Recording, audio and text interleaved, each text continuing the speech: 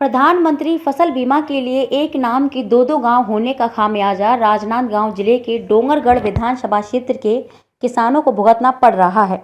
प्रधानमंत्री फसल बीमा के लिए ऑनलाइन बीमा पोर्टल में एक गांव खोलने पर दूसरा गांव खुलता है, जिसके चलते यहां के किसान फसल बीमा से वंचित हो रहे हैं। इस समस्या को लेकर किसानों ने भारतीय जनता पार्टी के साथ कलेक्टर के नाम ज्ञापन सौंपकर व्यवस्था सुधारने की मांग की है। प्रधानमंत्री फसल बीमा की अंतिम तिथि 15 दिसंबर निर्धारित की गई है। राजनांदगांव जिले के डोंगरगढ़ विधानसभा क्षेत्र के अंतर्गत 4 ऐसे गांव हैं जिनके एक ही नाम के 4 अन्य गांव मौजूद हैं। इन 4 गांव के किसानों को इन दिनों फसल बीमा कराने में समस्या सामने आ रही है और फसल का बीमा नहीं हो पा रहा है।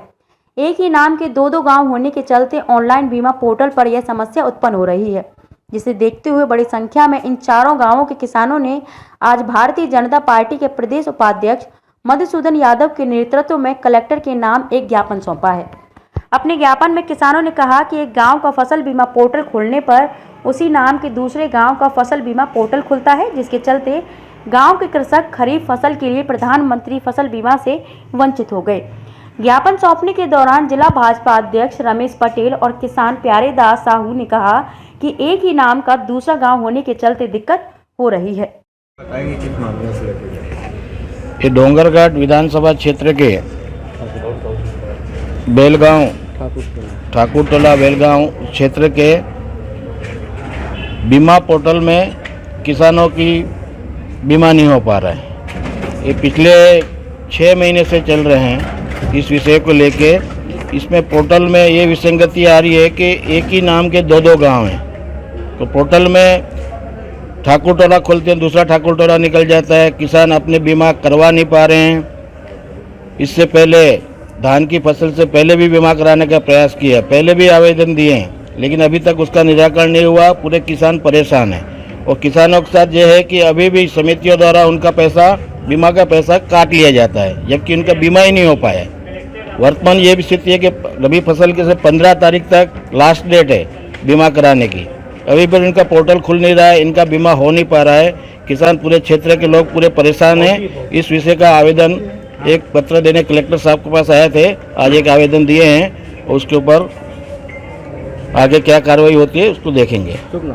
रमेश पटेल, जिला भाजपा अध्यक्ष, राजनांदगांव। ग्राम ठाकुर टोला, इस नाम के जैसे 2 गांव हैं, तो ठाकुर टोला बेलगांव मंडल के नाम खोलने से सेंद्री मंडल का खुलता है, जो लाल बहादुर नगर मंडल में आता है। वैसे ही कातल वही है, तो 2 कातल वही है, एक मुसरा कातल वही है और एक कुलिंद्रा कातल वही है।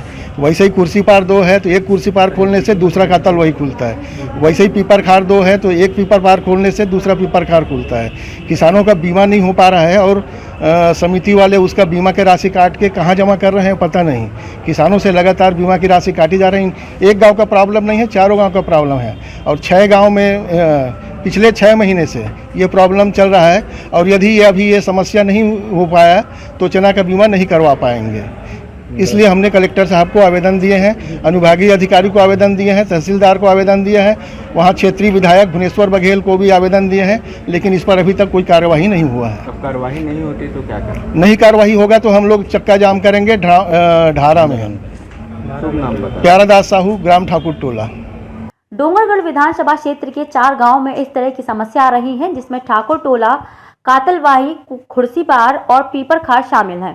इन सभी नाम के अन्य गांव भी हैं, जिसके चलते यह समस्या उत्पन्न हो रही है।